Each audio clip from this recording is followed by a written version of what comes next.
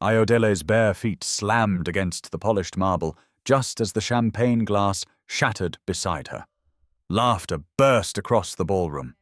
"The slum girl is bleeding on imported floors," one woman sneered while cameras turned toward her like hungry eyes. Ayodele stood frozen in a stolen-looking silver dress, her breath trapped in her throat as security moved in to drag her away. Then the private doors opened.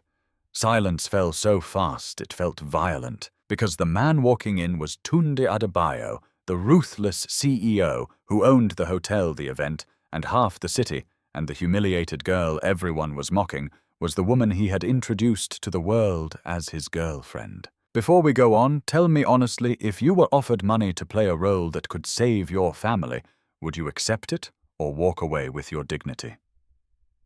And where are you watching from today? Drop your country and local time in the comments. If you love emotional, dramatic stories filled with shocking twists, justice, and healing, subscribe. And stay with me. Ayodele had never seen a ceiling that high. Even after the ballroom disaster, even after the whispers, the cameras, the humiliation, what unsettled her most was not the cruelty of the rich. It was the silence inside Tunde Adebayo's world. His mansion did not sound like a home. It sounded like a place where every breath had permission and every footstep knew its place. She stood in the center of a bedroom, larger than the entire shack she shared with her mother and younger brother Kunle, and stared at a row of dresses hanging beside a wall of polished mirrors. A woman in a neat black uniform stood near the door, expression blank. "Mr. Adebayo requested that you choose something for tonight's dinner." Ayodele looked at the dresses again. Silk, satin, beading that looked like tiny frozen stars. She did not touch them. "Tell Mr. Adebayo," she said quietly, "that I already have clothes." The woman did not move. Mr. Adebayo insisted. Of course he had. Everything about this arrangement had been decided in his voice. 2 days earlier, Ayodele had been running through the market with medicine clutched in her hand, praying she would reach the clinic before they turned her mother away again. Then she had heard a child scream. She had turned and seen 3 boys trying to yank a small, well-dressed boy out of a car while the driver lay bleeding beside the road. She had not stopped to think. She had picked up a broken crate plank and swung it hard enough to make one attacker stumble. Then she grabbed the child and ran straight into a crowd. She had expected gratitude, maybe a quiet thank you. Instead, she had been taken to a private office tower, questioned for an hour, and then brought face to face with Tunde Adebayo. He had listened to her story without interrupting.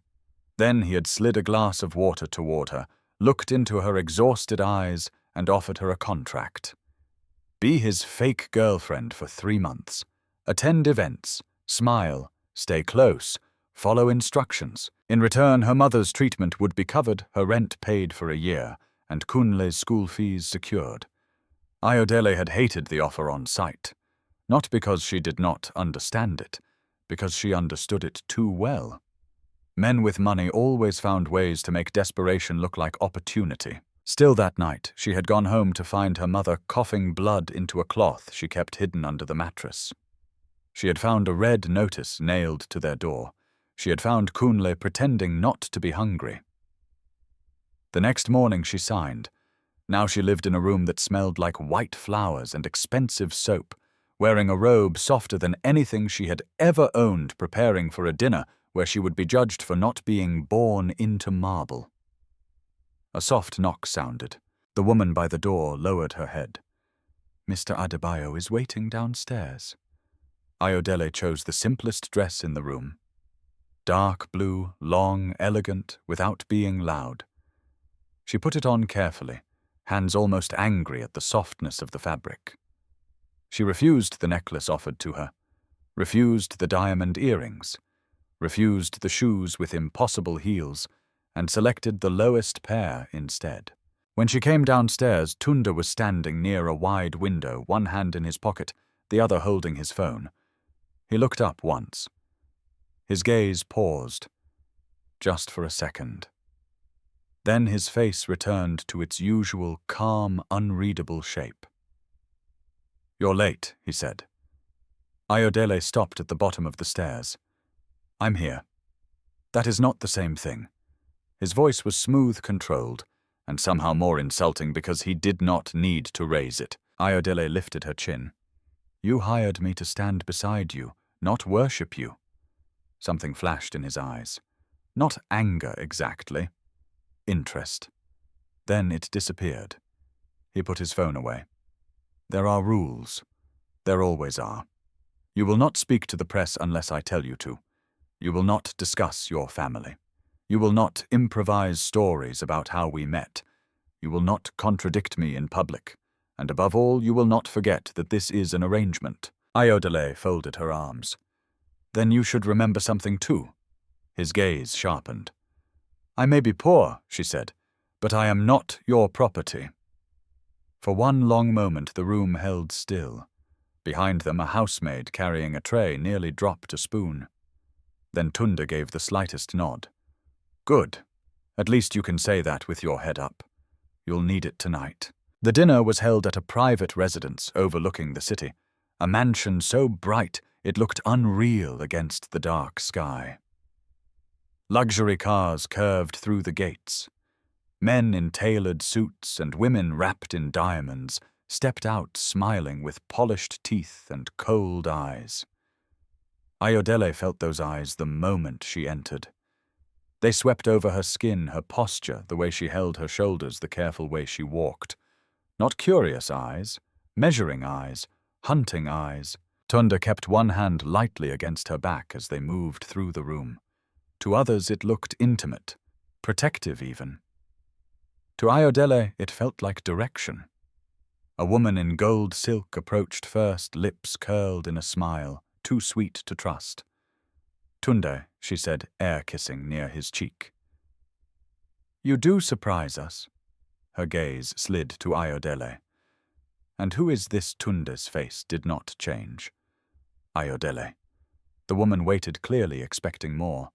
When none came, she laughed softly. Just Ayodele. Ayodele answered before Tunde could. Usually that is enough for people with manners. A flicker of shock crossed the woman's face. Tunde took a sip from his glass to hide what might have been amusement. The woman drifted away. That should have warned Ayodele that tonight would be war. The first strike came near the dining room. Two young women stood by a sculpted table covered with silver trays. One looked Ayodele up and down and said far too loudly, Tunde always did like charity projects. The other laughed. No, this one is different. You can tell she's authentic. Look at the hands. Ayodele looked at them calmly. Her fingers were rough, scarred, honest. The hands of someone who washed clothes until her knuckles cracked and carried buckets until her shoulders burned. She said nothing. What hurt was not their contempt. What hurt was how familiar it sounded. Then she heard a muffled gasp. A waitress no older than 19 had stumbled while carrying a tray of crystal glasses. One fell and shattered across the floor. Red juice splashed the hem of an elegant guest's pale dress. The room reacted instantly, not with concern, with cruelty. You stupid girl, the guest snapped. Do you know how much this dress costs? The waitress dropped to her knees, trembling so badly she could barely gather the broken pieces. I'm sorry, madam. I'm so sorry. A man nearby chuckled. They hire anyone these days. Another guest took out his phone. Ayodele saw the girl's hands shaking, saw the panic in her face, saw herself. She moved before she thought. Stop. The word came out clear enough to cut the noise. Conversations paused. The kneeling waitress stared up at her. Ayodele stepped forward, ignoring the warning tension that instantly entered Tunde's body behind her. She took a linen napkin from the table, bent down, and gently removed a jagged shard from the girl's palm before it could slice deeper. Then she rose and faced the angry guest. You were not wounded, Ayodele said. Your dress was splashed, not ruined. She apologized. So why are you enjoying this? The guest went still. Excuse me. Ayodele's voice did not rise. That made it worse. "You heard me." A murmur rippled through the room. The guest gave a disbelieving laugh. "Tunde, are you letting this girl speak to your guests like this?" Before he could answer, Ayodele spoke again. "No," she said. "I'm speaking to you like a human being." The silence that followed was sharp. The waitress was crying now, quietly from shock more than fear. The guest's face darkened. "You should remember where you came from." Ayodele looked straight at her. "I do. That is exactly why I know humiliation when I see it." Across the room, someone whispered her name. Someone else said, "She's from the slums, isn't she?" A few smiles appeared. Hungry ones. They thought the scandal had arrived, but something had shifted. Not in them. In Tunde. He had spent his life around polished liars. Around people who knew how to smile while stepping on someone's throat. Around women trained to win rooms by becoming reflections of what powerful men wanted to see. Ayodele was not winning the room. She was exposing it. The guest turned to Tunde, certain he would restore order. "If she stays," she said coldly, "I leave." Tunde looked at her, then at the shaking waitress, then at Ayodele. When he finally spoke, his voice was quiet enough to force everyone to listen. "Then leave." The room froze. The guest blinked. What Tunde set down his glass. "You heard me." No one moved. His gaze stayed on the woman. "Anyone who finds public humiliation entertaining is free to remove themselves from my table." The color drained from her face. The second woman beside her immediately looked down. The man holding his phone slipped it into his pocket. Tunde turned to the waitress. "Get your hand treated." The girl stared at him, stunned. "Yes, sir." She rushed away. Ayodele stood very still. This was not part of the rules. This was not what she expected him to do. Around them the room slowly restarted, but not the same way. The laughter was gone. The eyes remained, but they were different now. Not dismissive. Alert. Because the poor girl from the slums had not ruined Tunde Adebayo's image, she had sharpened it. And for the first time since signing the contract, Ayodele felt something more dangerous than fear stirring between them. Respect. By the third week, Ayodele understood two things about Tunde Adebayo. The first was that he never wasted words. The second was that silence was his sharpest weapon. He could walk into a room full of powerful men, say nothing for 30 seconds, and make all of them feel as if they were the ones being interrogated. He wore calm the way other men wore armor. Clean, cold, expensive, impossible to crack. And yet cracks existed. Ayodele had started seeing them in the moments no one else noticed. In the tightening of his jaw when his grandmother's name appeared on his phone. In the way his eyes darkened whenever someone praised his late father too smoothly, too publicly, as if grief itself had become part of the company's marketing. In the long nights when the mansion stayed awake with him. She would hear quiet footsteps moving through the corridor long after midnight. Once when sleep refused to come, she had stepped out of her room for water and found a line of light under the door of his study. She had paused, heard voices inside. Not guests, not laughter. An argument? Numbers do not disappear on their own. Tunde had said, his voice lower than usual but edged like glass. Somebody signed those transfers. A male voice answered, tense and defensive. I'm telling you, the foundation books were handled through your father's office before his death. My father has been dead for 3 years. A beat. Then Tunde again. Exactly. Ayodele had moved away before anyone saw her listening, but the words stayed with her. Transfers. Foundation books. His father's office. That same week, Mama Sade Adebayo arrived at the mansion without warning. Ayodele knew it was her before she even saw her. The entire house changed when the old woman entered. Staff moved faster. Shoulders stiffened. Smiles vanished. It was not affection she inspired. It was discipline sharpened by fear. Ayodele was in the downstairs library helping Kunle with homework over video call when the housemaid rushed in and told her the matriarch had asked to see her. Not invited. Asked. Which in that house meant commanded. Mama Sade sat in the main sitting room like a queen receiving tribute. She was wrapped in rich aso oke, her silver headscarf tied with effortless authority, her back straight despite her age. She did not look at Ayodele immediately. She finished stirring her tea first, as though making a poor girl wait was part of the ceremony. Then her eyes lifted. They were sharp enough to make Ayodele feel measured to the bone. So Mama Sade said, "This is the girl." Ayodele did not sit. "My name is Ayodele. I know what your name is." The old woman took another sip. "What I do not know is how much of this performance you actually believe." Ayodele kept her face still. "I believe your grandson made an agreement. I intend to keep my part." Mama Sade's mouth curved, but there was no warmth in it. "That is a careful answer. You are smarter than you look. You say that as if it disappoints you." Now the old woman studied her more closely. Before she could reply, Tunde entered the room. He stopped at once, taking in the scene, his grandmother seated like judgment itself. Ayodele standing alone, a servant frozen near the curtains, pretending not to hear. His face hardened. "Grandmother," he said. "Tunde." Mama Sade set down her cup. "I was only getting to know the young woman who has appeared so suddenly in your life." Tunde crossed the room without hurry, but Ayodele felt the shift in the air. "If you have questions about my life," he said, "you ask me." Mama Sade ignored the warning. "Then let me ask you. Is she meant to impress the board? Or provoke them?" "It is strange," Ayodele said quietly, "how often rich people speak as if the person in the room is not human."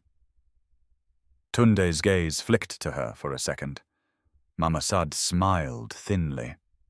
"And there it is. Fire. I wondered how long before it showed itself." Ayodele met her eyes. "Better fire than poison." The servant by the curtain nearly choked. Mama Sade's face did not change, but something dangerous settled behind her gaze. "Be careful, child." Tunde stepped between them, not enough to be obvious, but enough. "That will be all." For a long moment, grandmother and grandson stared at each other across old wounds, neither of them named. Then Mama Sade rose. When she passed Ayodele, she said in a soft voice only she could hear, "If you are wise, you will remember that men like Tunde do not marry for love. They marry for war." Then she left. Ayodele stood there long after the room emptied, those words cold in her chest. Men like Tunde do not marry for love. That evening he found her on the back terrace overlooking the city. Light spread below them like another sky. Somewhere far beyond the polished walls and guarded gates, her mother was sleeping in a clinic bed, and Kunle was probably pretending to study while worrying about bills he should have been too young to understand. Tunde came to stand beside her, hands in his pockets. "She should not have spoken to you like that," he said. Ayodele let out a quiet breath. "I've been spoken to worse. That does not make it acceptable." She turned to look at him. "Then why does everyone in your world accept it?" His face became unreadable again. "Because most of them benefit from it." There it was, one of those cracks. Ayodele leaned against the railing. She said, "You do not marry for love." She says many things, but not random things. For a few seconds he said nothing. "Then my grandmother built this family after my grandfather died with more debt than pride. She turned survival into an empire. She trusts power because power is the only thing that never came late, never lied, never went hungry." Ayodele listened. "And you?" she asked. A shadow crossed his face. "I trust results." "That is not the same answer." "No," he said, "it isn't." Before she could ask more, his phone rang. He glanced at the screen and his whole body tightened. Not dramatically, just enough for her to notice. He answered with one word. Yes. He listened. Then his voice dropped. Send me the full file, and no one touches the original. He ended the call. Ayodele watched him. More missing numbers. His head turned sharply. How much did you hear that night outside my study? Enough to know you're chasing ghosts in a very expensive suit. That almost made him smile. Almost. My father established the Adebayo Children's Foundation, he said after a pause. Scholarships, medical grants, food programs. After his death, the foundation continued under the company. On paper, everything looks perfect. And in real life, he stared out at the city. Money is moving into shell accounts, small amounts at first. Now, larger ones. Somebody thinks charitable theft is easier to hide because poor people do not hire auditors. Ayodele felt anger rise immediately, hot and simple. People are stealing from children. Yes. Do you know who? Not yet. She studied his face. You think it's someone close. I think betrayal rarely comes from strangers. The sentence landed deeper than either of them intended. Ayodele looked away first. The next morning she visited her mother with company security waiting discreetly outside the clinic. Morenike looked stronger than before, though weakness still lived in her bones. Kunle sat beside her schoolbook open, trying very hard to appear grown. When Ayodele handed over fruit and medicine, Kunle whispered, "Did they really put you on television?" Ayodele groaned. "I told you not to watch those programs." He grinned. "You looked like someone important." Morenike's gaze softened, then sharpened. "Importance is not always protection." Ayodele sat beside her. "Mama, listen to me."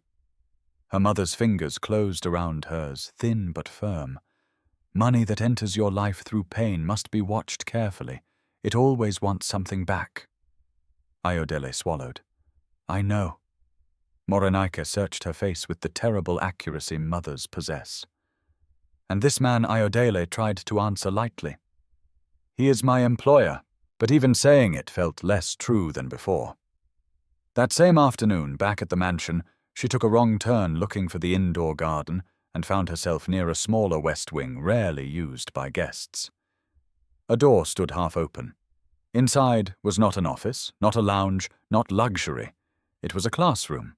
Simple desks, shelves of books, framed drawings on the walls.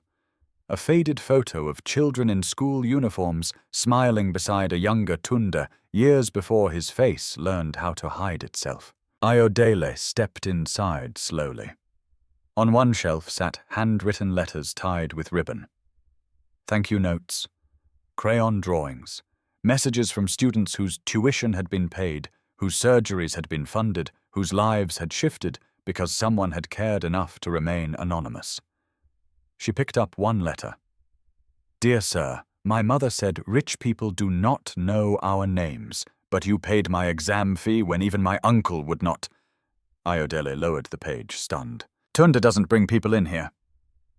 She turned. The speaker was an elderly groundskeeper she had only seen from a distance before.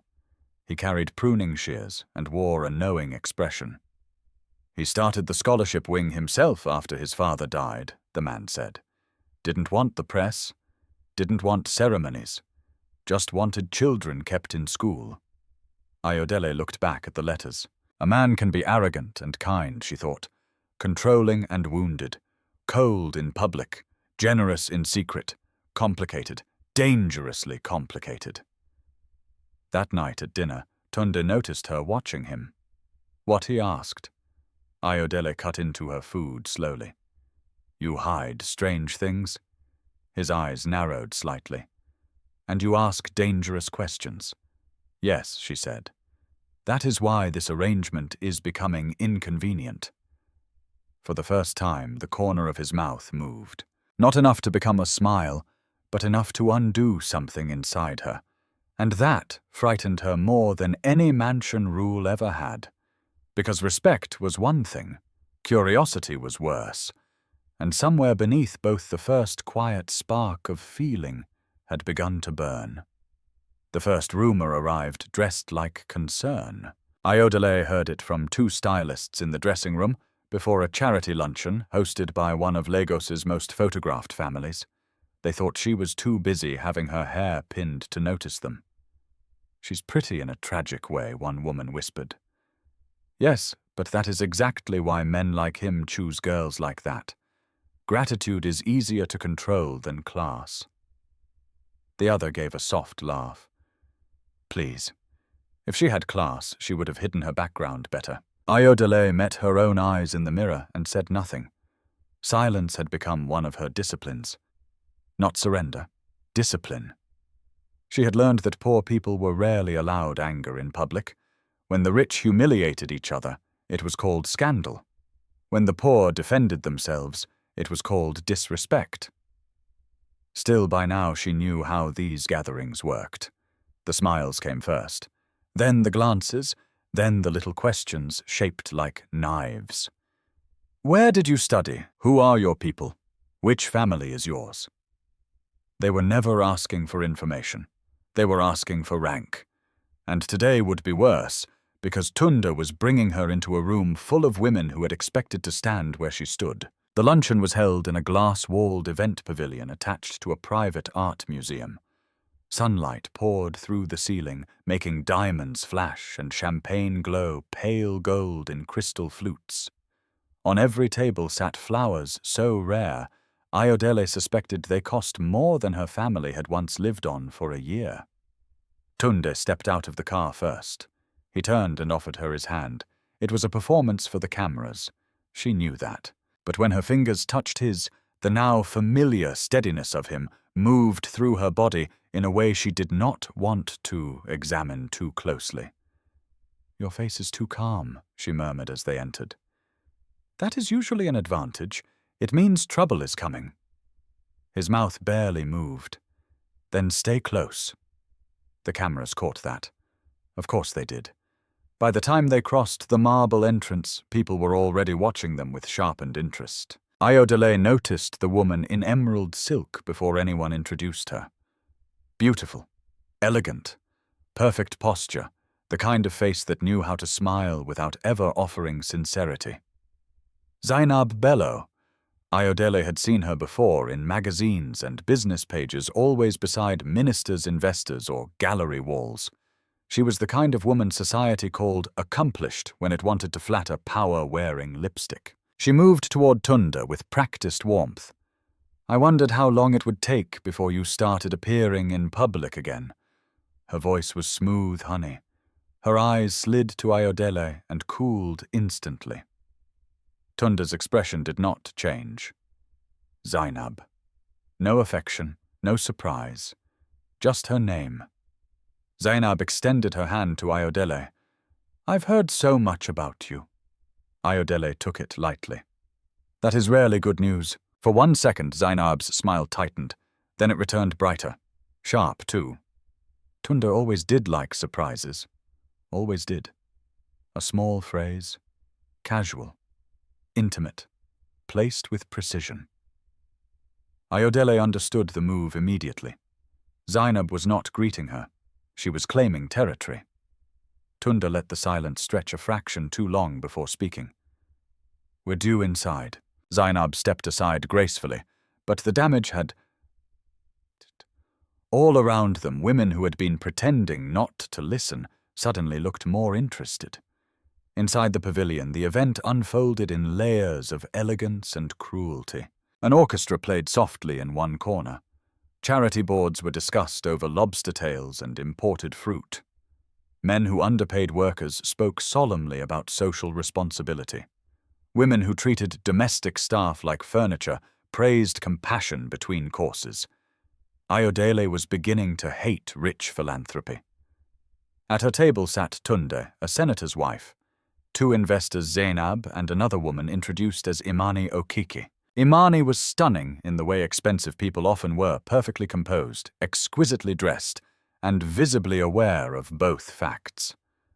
Her family owned shipping routes real estate, and half the headlines involving old money and strategic marriages. The moment she sat down, Ayodele felt it the cold certainty of a woman who had once believed something belonged to her.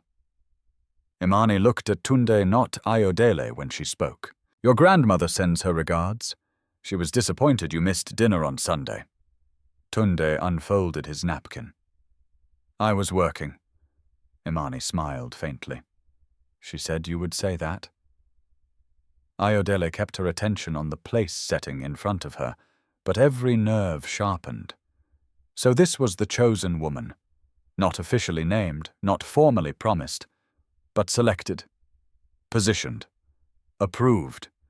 Across the table, Zainab lifted her glass. "Mama Sadeh always thinks ahead," Imani answered.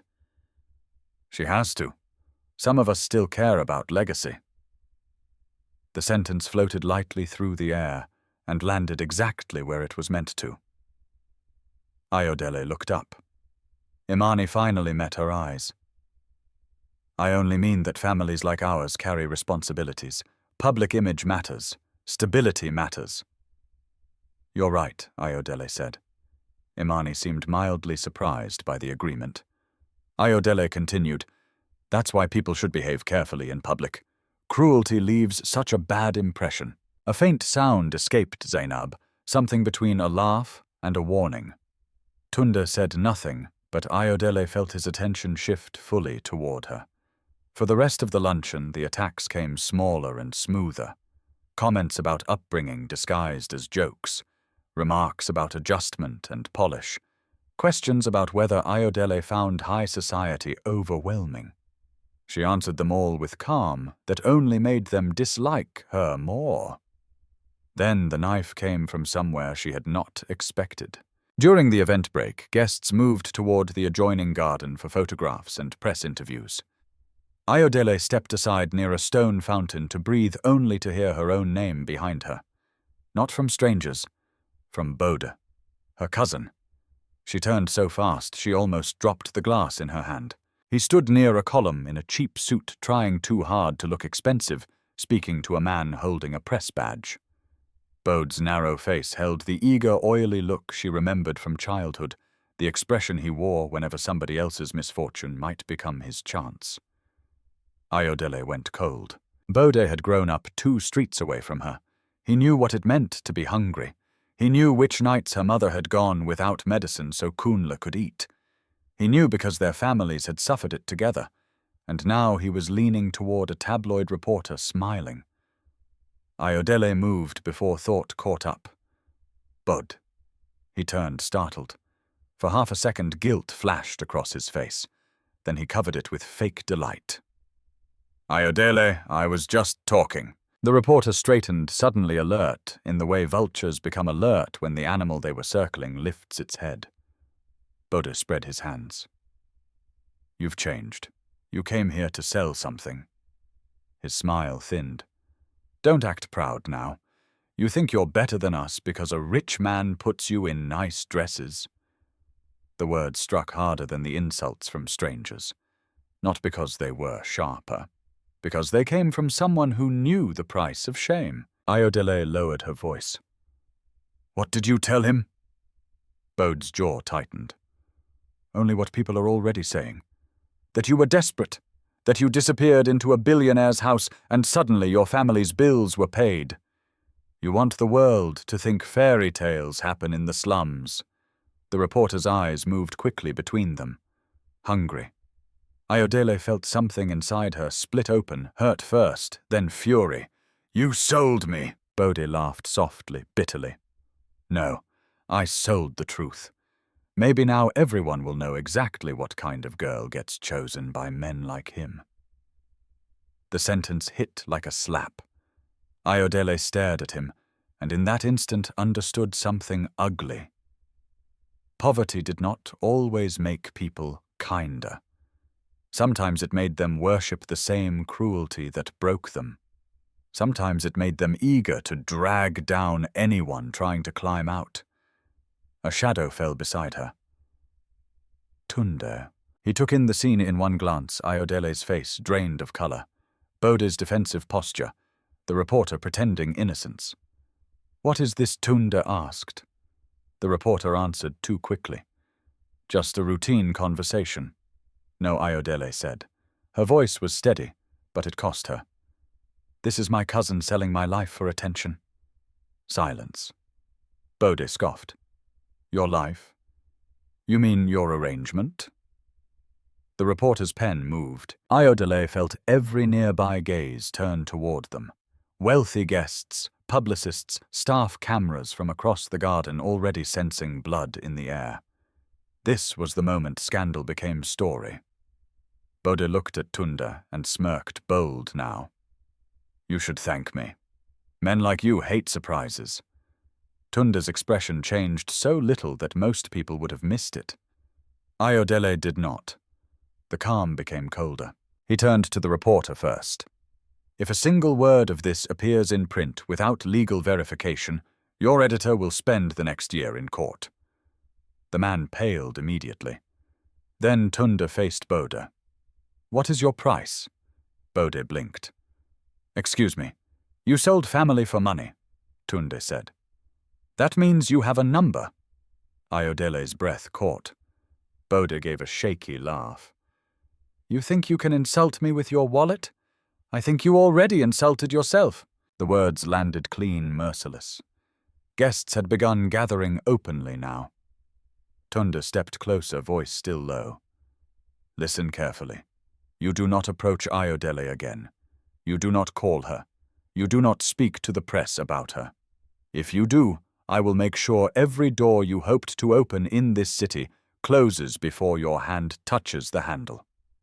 Bode's bravado cracked. "You can't threaten me, I just did." Ayodele stared at Tunda stunned, because this was not strategic politeness, not image management, not the carefully controlled CEO speaking for appearances. This was personal. Bode looked at Ayodele one last time, perhaps expecting softness, apology, old loyalty. He found none. "Go," she said. He hesitated. Then he left. The reporter followed seconds later, all appetite gone. Around them the garden buzzed with whispers. Zainab watched from the edge of the crowd, face unreadable. Imani watched too, but with something darker now, calculation sharpened by jealousy. Ayodele kept her eyes on the fountain because if she looked at Tunda too directly, something dangerous might show on her face. He had defended her before, but not like this, not against blood, not in a way that made the entire high society crowd understand she was not standing alone. When the guests slowly drifted back toward the pavilion, Tunda remained beside her. "You should have told me he existed," he said. She let out a hollow laugh. "In my world there are too many men like him to list." His gaze softened for a fraction. Noted. Ayodele looked at the water rippling below the fountain's stone lip. "You didn't have to do that." "Yes," Tunde said quietly. "I did." She turned then. And for one dangerous, unforgettable second, the distance between contract and truth felt thinner than either of them could afford. The truth did not arrive like thunder. It arrived quietly, with a security file left open for less than 10 seconds. That was all Ayodele saw. 10 seconds. A corridor, a half-open study door, a tablet screen lit on Tunde's desk while he took a call on the terrace. She had not meant to look inside. She had only been passing by on her way downstairs after another restless night, one of too many since the luncheon. Bode's betrayal still sat under her skin like a splinter. Tunda's defense of her sat somewhere deeper, more dangerous because she had started wanting to believe in it. Then her eyes caught the screen. A photograph of her. Another of Jelani, the little boy she had rescued. A date. A note marked, "Subject observed before formal contact." Ayodele stopped breathing. By the time she stepped into the study, she knew she should turn back. She did not. The tablet lay angled toward the chair, several files open at once. Her own face stared back at her from a market CCTV, still grainy but unmistakable. Another image showed her carrying medicine through a crowded alley. Another showed her outside the clinic where her mother had been treated. Below the photos were lines of text. Family debt confirmed, mother critically ill, subject unlikely to attract press suspicion. Strong protective instincts. High compliance probability if offer includes medical support. Ayodele's fingers went cold. For one strange second she could not understand the words even while reading them. Then she understood them too well. Not a chance encounter, not simply gratitude, assessment, selection, calculation. Her chest tightened so hard it hurt. A sound came from the terrace. Footsteps. Ayodele straightened just as Tunde re-entered the room. The moment he saw her face, something in his own changed. His gaze flicked once to the screen, then back to her. Neither of them spoke. Finally, Ayodele asked very softly, "What is this?" He did not insult her with denial. That made it worse. "Tunde!" Her voice sharpened. "What is this?" He closed the terrace door behind him with maddening calm. A preliminary security assessment. Ayodele let out a short, broken laugh. Security assessment. The words tasted filthy. "You investigated me before you made the offer?" "Yes." She stared at him, not because she had not suspected he was capable of it, because she had started hoping he was not. How long, she asked. 3 days before we met in the office. Ayodele flinched as if struck. 3 days. 3 days while she had been running between the clinic and home. 3 days while her mother coughed through the night. And Kunle asked questions she could not answer. 3 days while strangers with money watched her life like a file worth processing. "You followed me. I had to verify who rescued Jelani." "You followed me," she repeated. Tunde's jaw tightened. "Ayodele, no." She took a step back. "You do not get to say my name like that right now." For the first time in weeks, his control visibly strained. "He is my brother." That stopped her. Not because it excused anything, because it added another layer. Tunde drew a breath. "Jelani has had threats made against him." Ayodele's anger fought with confusion. "You said he was under private protection. He was. That does not mean the threat was gone." She looked back at the tablet, at the photos, at the cruel neatness of the notes. "So you watched me because I touched something important to you." "Yes." And then, his silence answered too much. Ayodele's voice dropped. "And then you decided I would be useful. That is not the whole truth, but it is part of it." Tunde did not move. That too was an answer. Ayodele felt humiliation rise like fire under her skin. Not the simple humiliation of being mocked in a ballroom or measured at a luncheon. This was worse, colder, more intimate, because it reached backward and poisoned the beginning. "When I thought you saw me," she said, "you were studying me." He looked at her directly. "At first, yes. At first." The phrase might have offered comfort if it had not come wrapped in a confession. Ayodele's eyes burned, but she refused tears. "You wrote that I had a high compliance probability." His face hardened, not with anger at her, but at himself, or the situation, or the fact that she had seen the ugliest version of his logic in black and white. "That report was prepared by security. You approved it." A beat. "Yes." She nodded once sharply, as if helping the knife settle deeper. "Because I was poor." He did not answer quickly enough. That became answer enough, too. Ayodele laughed again, but this time the sound cracked. "Say it! Tunde, say it!" His voice turned flat. "Because you were less likely to be politically connected. less likely to be part of the board's gossip network, and less likely to attract suspicion as a planted operative. She stared at him. The words were technically clean. Strategic. Reasonable in the language of men who built empires by turning people into moving parts. But beneath them lay the truth she had asked for. He had chosen her because she was vulnerable, because desperation looked manageable, because her poverty made her useful. And because I would be grateful, she said. He said nothing. Her mouth trembled despite her effort to keep still. Because you thought a girl from the slums would take the money, follow the script, and leave quietly when you were done. The room went silent enough for both of them to hear that sentence land. Finally, Tunde said I was wrong. Ayodele closed her eyes for 1 second. Not enough to cry, just enough to stop the world from tipping. When she opened them again, she asked, "Did anything in this arrangement begin honestly?" "Yes." She almost choked on the speed of his answer. His voice lowered. "Jelani would not be alive if you had not acted. My gratitude was real. She wanted to believe that. That was the most painful part."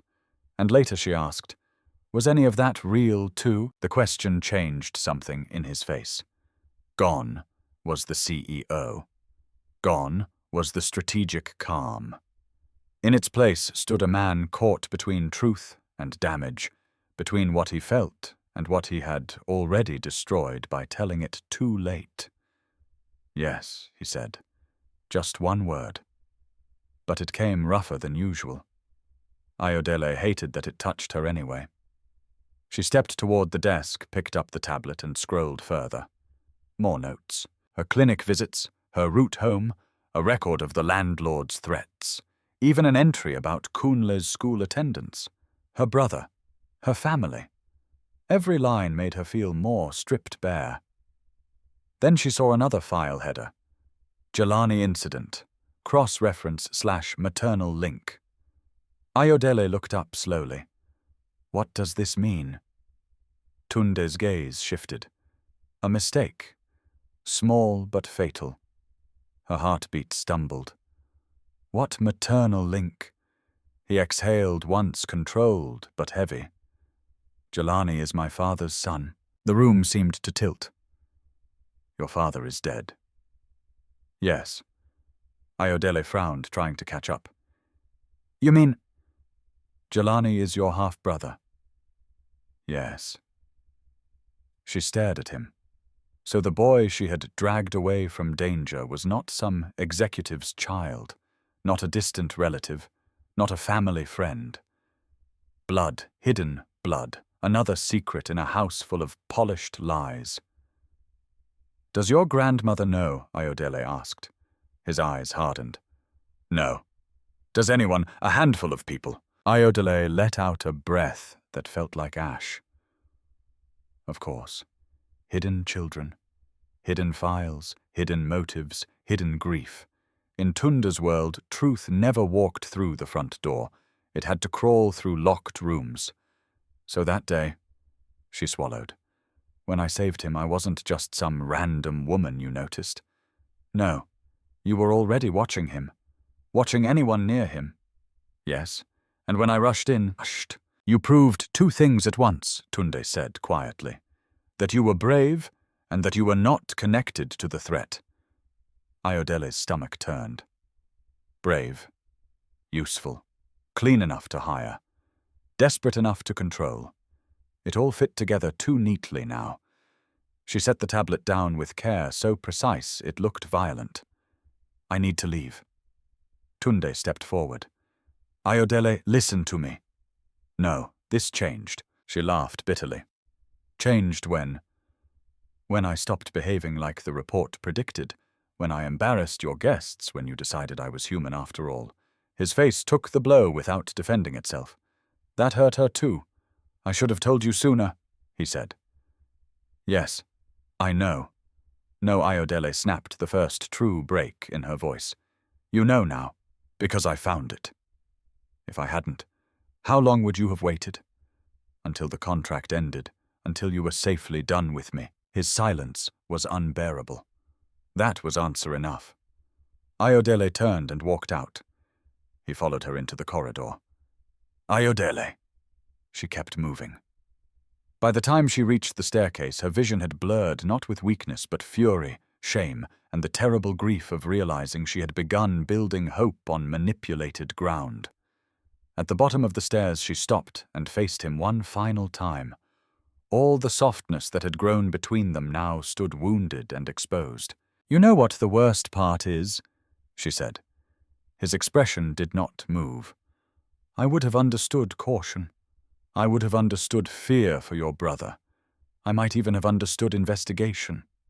Her voice shook once, then steadied. "But you looked at my poverty and saw leverage." Tunde's throat worked.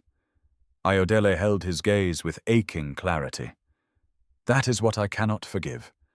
Then she went upstairs to pack, and for the first time since entering his world, Tunde Adebayo did not try to stop her with power, with money, or with control. He simply stood there watching the cost of his choices become real. Ayodele left before sunrise. No dramatic farewell, no slammed doors, no final speech meant to wound him back. She packed with the same silence she had brought into that house, folded the borrowed clothes she could not bear to keep, removed the jewelry she had never truly touched, and placed the phone. Tunde's office had given her on the bedside table. By the time the first grey light reached the windows, she was already walking toward the gate with one small bag and a chest full of something heavier than heartbreak. Disillusionment had weight. The driver stationed near the front entrance hurried toward her. "Miss Ayodele, please." "Mr. Adebayo said I know what Mr. Adebayo said," she answered without stopping. The man hesitated. "At least let security take you home." Ayodele tightened her grip on the bag. "I know how to find my own street." The gate opened. The city outside smelled like wet dust, diesel smoke, and waking hunger. That smell should have felt familiar, safe even. Instead, it hit her with brutal clarity. She had crossed into another world for a few weeks, long enough to discover that luxury did not make humiliation gentler. It simply wrapped it in silk and called it strategy. By the time she reached the clinic where her mother had been staying, the morning had already turned bad. A nurse with tired eyes met her near the reception desk. "Are you family of Morenike Adeyemi?" Ayodele's stomach dropped. "Yes, she had a respiratory crisis at dawn. We stabilized her, but the doctor needs to speak to you." Everything inside Ayodele narrowed. The doctor was kind in the careful, exhausted way of men who had delivered too much pain to too many families. He explained the words slowly. Infection, worsening lungs, strained surgery. Now no longer optional payment needed before transfer to the specialist unit could be confirmed. Ayodele listened with her face still and her hands frozen on her lap. "How much time do we have?" she asked. "Not much." The doctor left her with an estimate sheet. The numbers looked unreal. For a few terrifying seconds, she forgot how to breathe. She had left the mansion with some money still in her account, but not enough for a full surgery, not after the clinic fees, medicine rent arrears, and school expenses. The promise that had once looked like rescue now felt poisoned in her memory. Every naira carried the stain of being chosen because she was easy to corner. A weak voice came from the bed. "Ayo." Her mother. Morenike's face was thinner than before, but her eyes remained painfully clear. Kunle sat beside her, trying and failing to look brave. Ayodele moved to the bed immediately. "Mama, I'm here." Morenike studied her face for 1 second too long. "You left." It was not a question. Ayodele nodded. Her mother did not ask why. Sometimes women who had suffered enough did not need details to recognize collapse. Kunle looked between them. "Are we going home today?" No one answered. He swallowed. Did I do something? Ayodele turned so quickly it almost hurt. No. Never think that. But children always think that. Especially poor children. especially boys learning too early that adults hide fear behind silence. She touched his shoulder. Listen to me. You did nothing wrong. He nodded, but his eyes were already too old for his face. By afternoon, the next blow arrived. The landlord had changed the padlock. Ayodele stood outside their one-room home with Kunle beside her and 2 plastic bags of clinic belongings at her feet. A paper notice had been pasted crookedly over the door. Final removal for non-payment. Their neighbors watched from narrow doorways, some with sympathy, some with relief that this disaster had chosen another family for the day. One woman muttered, "I thought the rich man took care of them." Ayodele heard it. So did Kunle.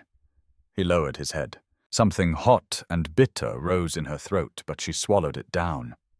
Their landlord, Mr. Sanya, appeared from the alley with keys jingling at his waist and self-importance swelling in his chest. He was the kind of man who grew taller only in front of those already forced to bend. "I told you the deadline," he said. "My mother is in the hospital," Ayodele replied. "And my building is not a charity. You were paid last month. Last month is dead." Kunle stepped forward, anger flashing through his fear. "You can't throw out sick people." Mr. Sanya turned toward him with a sneer. "And you can't speak to adults when your family survives on debt."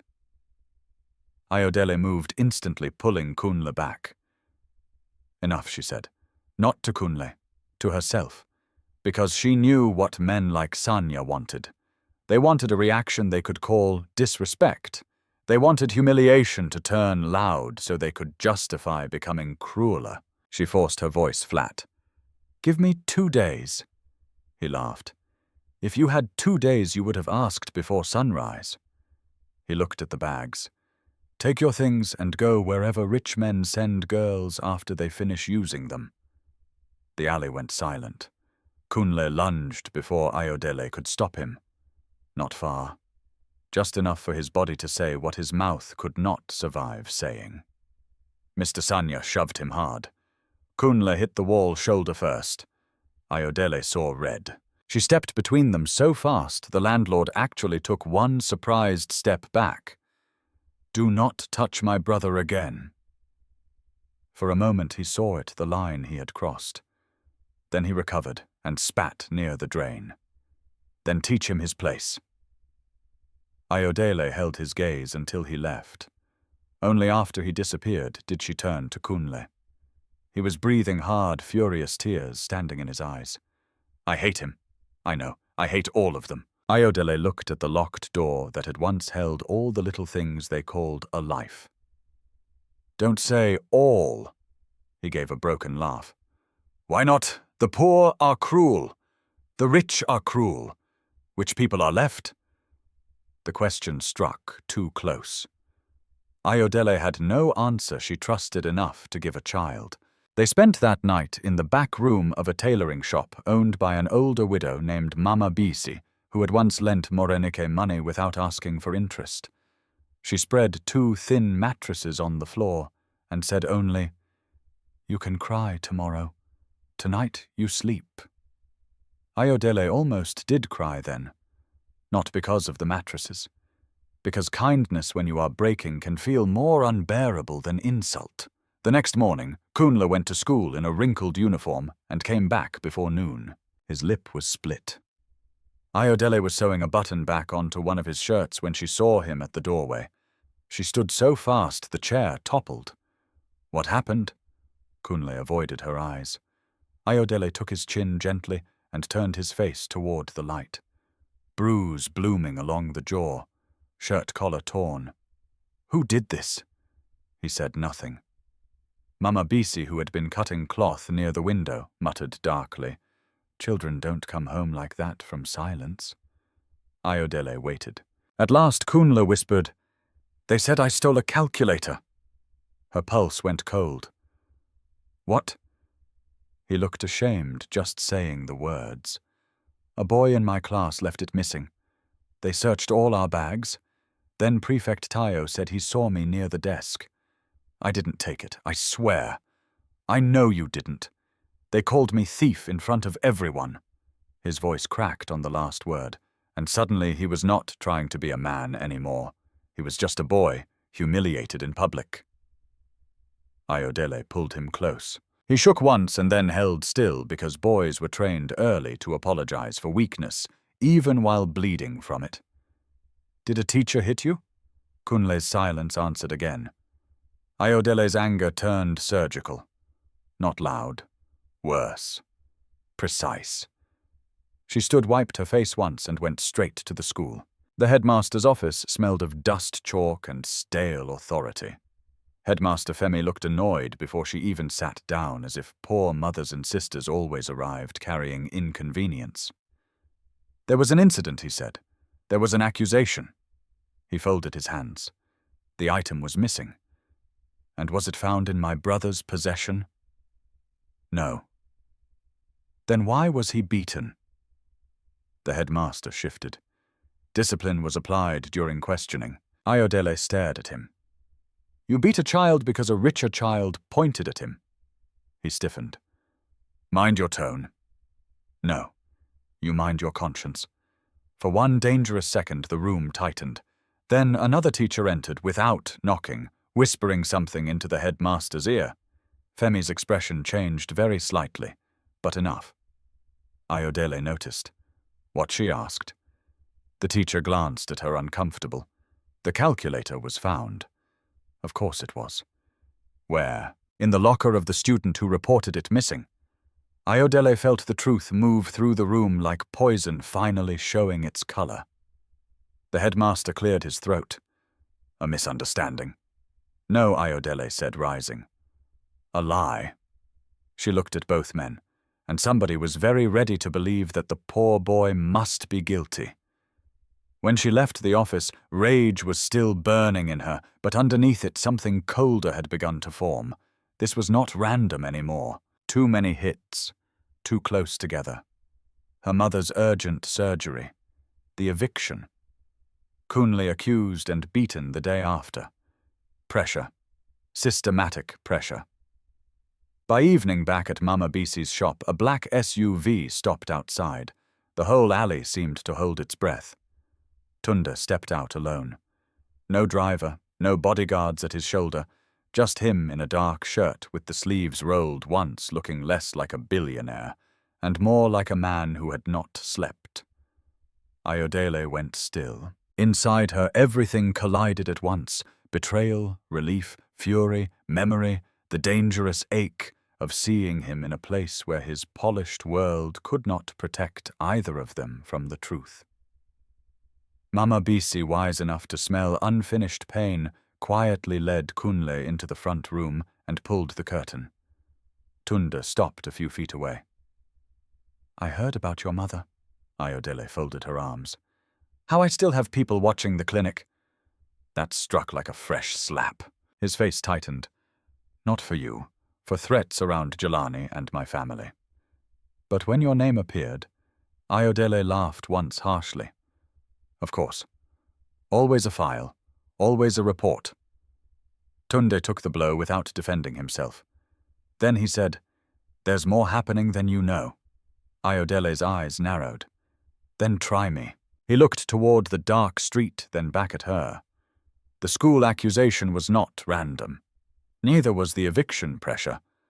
"I believe someone is trying to corner you because they know I care what happens to you." The words landed between them like lit fuel. Ayodele stared at him. Not because of the danger, because he had said care. Not use, not manage. Care. And she did not know whether that made this easier to survive or harder. For a long second, neither of them moved. The alley held its breath with them. A weak bulb over Mama Bisi's doorway flickered against the deepening evening. The tailor's sign creaked softly above their heads. Somewhere farther down the road, someone shouted over the price of tomatoes. A baby cried. A generator coughed to life.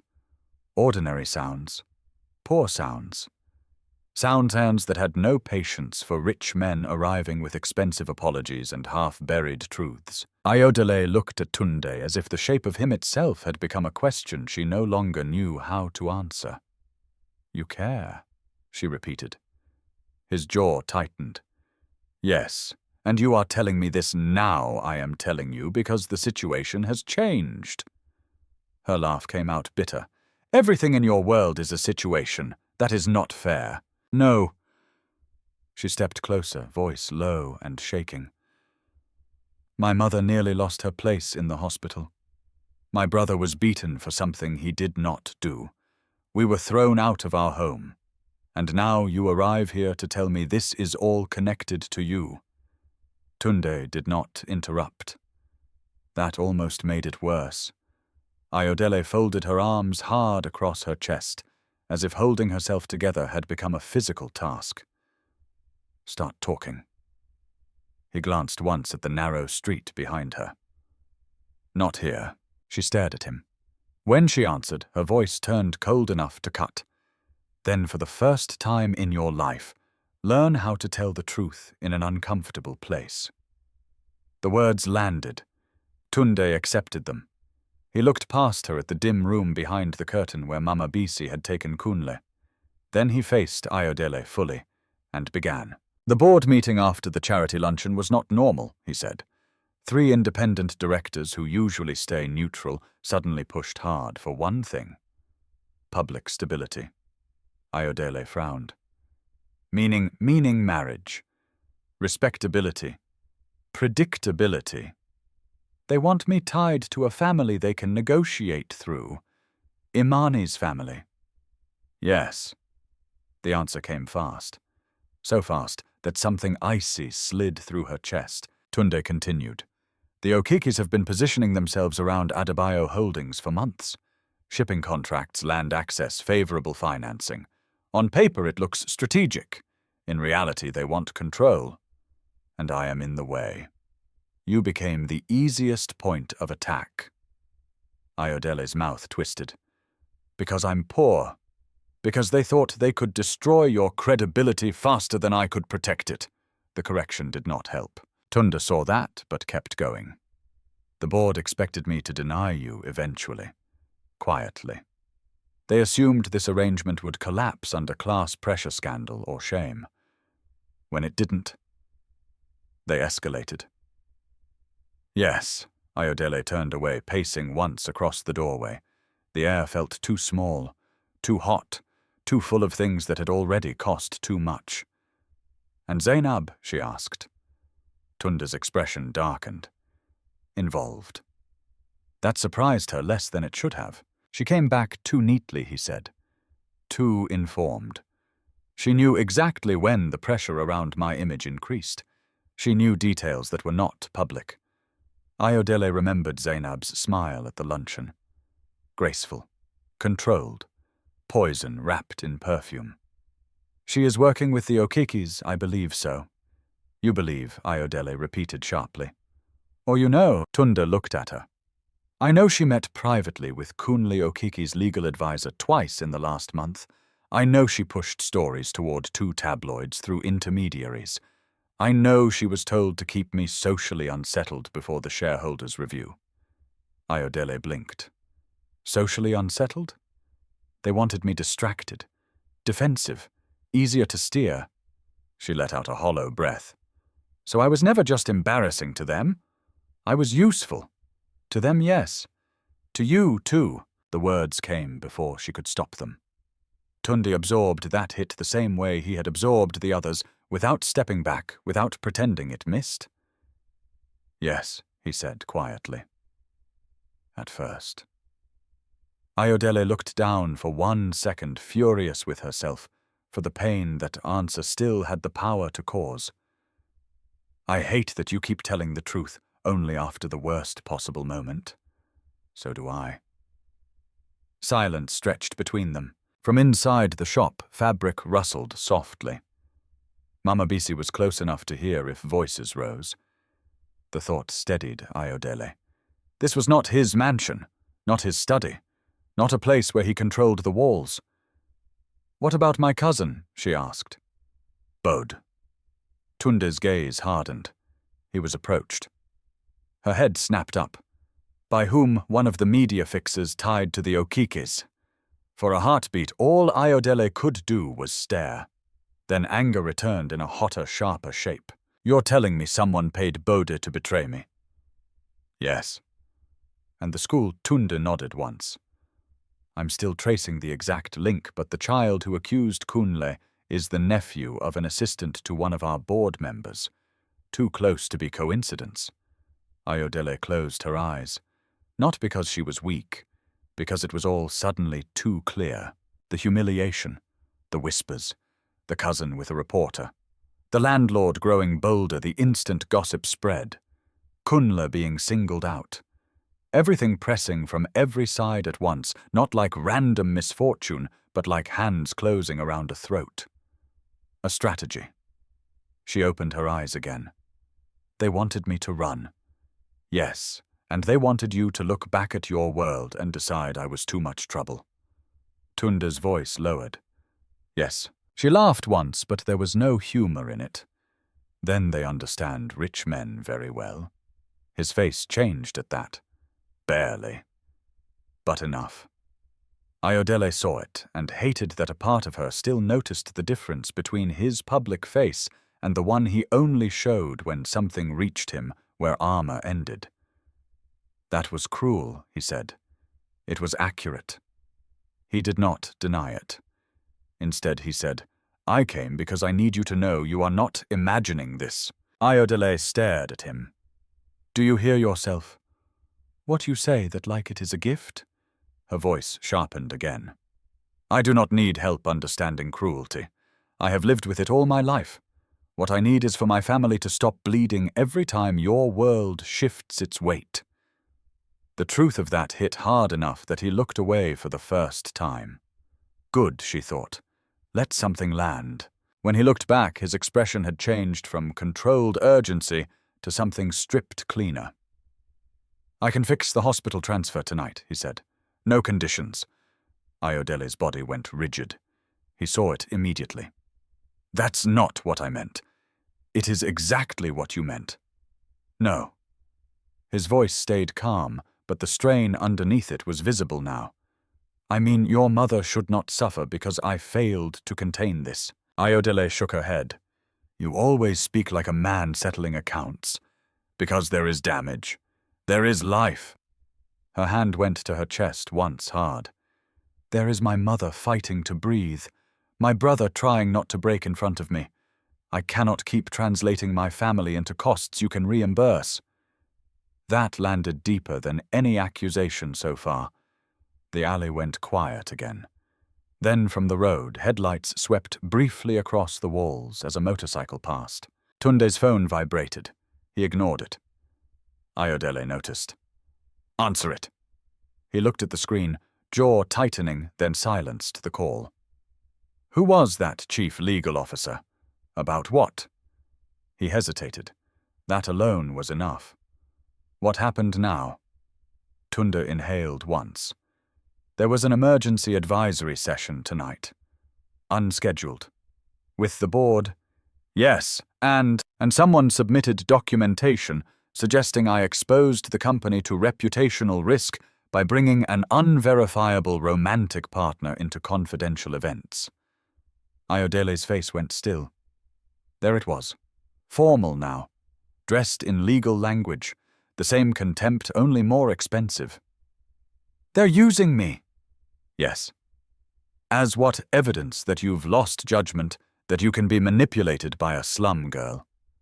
His silence confirmed too much again. A terrible little smile touched her mouth. "How convenient. If I disappear, they call it maturity. If I stay, they call it scandal." Tunde's eyes stayed on her. "That is why they targeted Kunle.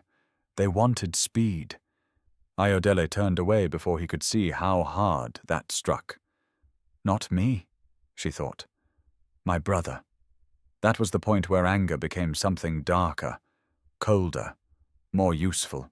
She had spent days drowning in betrayal, in shame, in the grief of knowing she had let herself care for a man who first saw her as leverage. But this was different. This was not heartbreak. This was war reaching for a child. When she turned back, something in her had settled. Tunde saw it. Ayodele, he said carefully.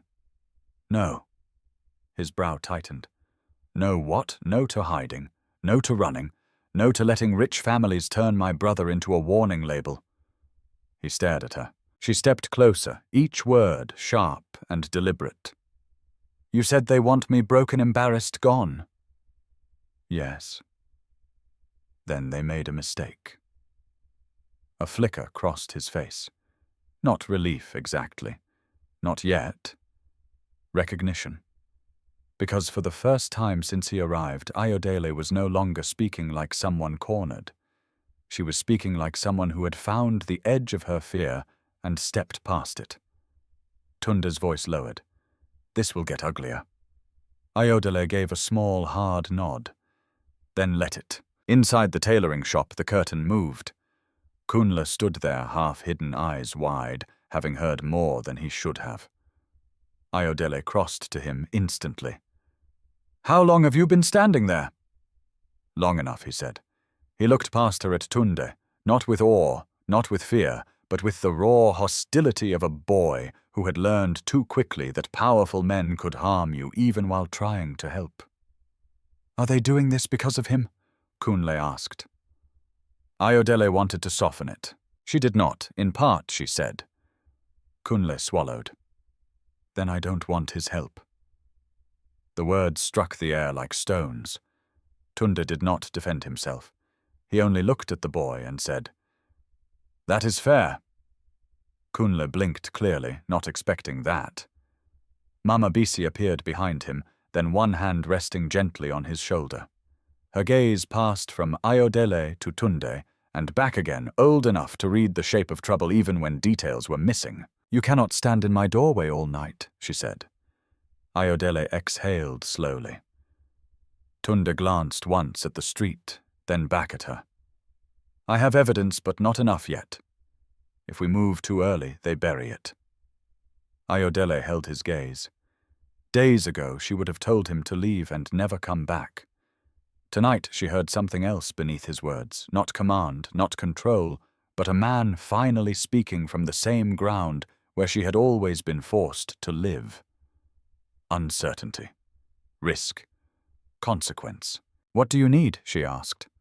Tunde answered without hesitation. The truth, he said. All of it. No more protecting anyone.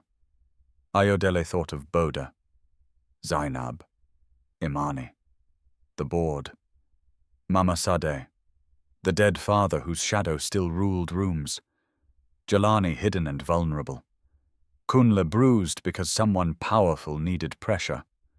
Then she looked at Tunde and understood the final ugly shape of it. This had never only been about a fake relationship. It was about inheritance, about power, about who got crushed to preserve it.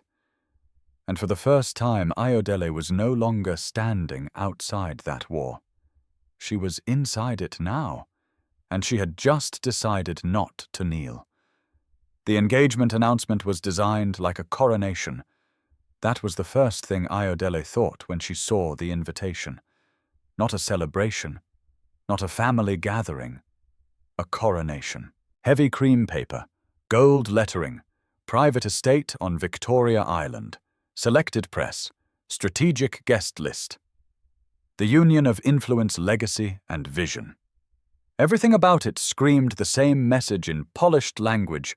Tunde Adebayo belongs where power says he belongs. And beside his name, without surprise and without shame, was Imani Okeke's. Ayodele read the card twice in Mama Bisi's back room, while Kunle slept on a narrow mattress, and the late-night radio muttered low news about politicians and fuel shortages. Her mother had finally been transferred to the specialist unit after an anonymous payment appeared through an intermediary clinic trust. Ayodele had not thanked Tunde for it. She had not needed to. She knew where it came from. And he knew why her silence remained. The card lay still in her hands. Across from her, Tunde stood by the doorway, having arrived an hour earlier, with folders' names and a face that looked carved from exhaustion. They moved faster than I expected, he said. Ayodele looked up. Or exactly as fast as you should have expected. He accepted that without protest.